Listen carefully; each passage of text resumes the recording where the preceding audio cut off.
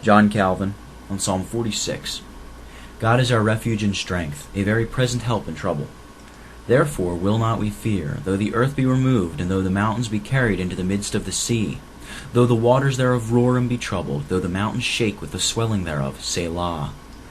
There is a river, the streams whereof shall make glad the city of God, the holy place of the tabernacles of the Most High. God is in the midst of her, she shall not be moved. God shall help her, and that right early.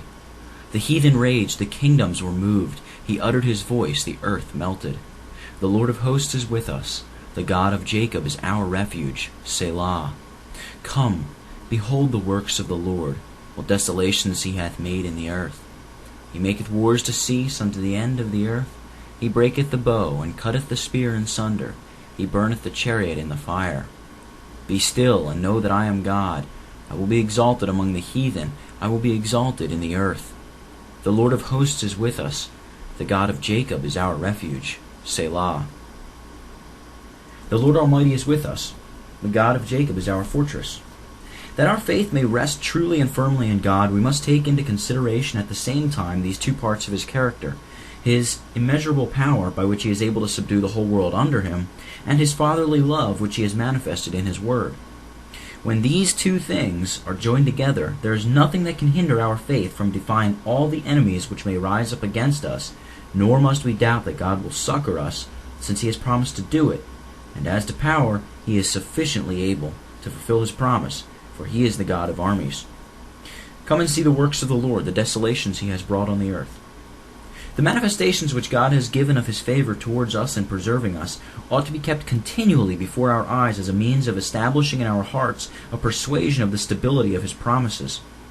By this exhortation we have tacitly rebuked the indifference and stupidity of those who do not make so great account of the power of God as they ought to do, or rather, the whole world is charged with ingratitude, because there is scarcely 1 in 100 who acknowledges that he has abundant help and security in God, so that they are all blinded to the works of God, or rather wilfully shut their eyes at that which would, nevertheless, prove the best means of strengthening their faith. We see how many ascribe to fortune that which ought to be traced to the providence of God.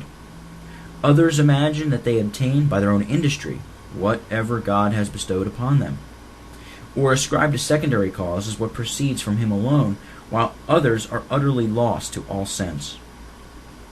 Be still and know that I am God.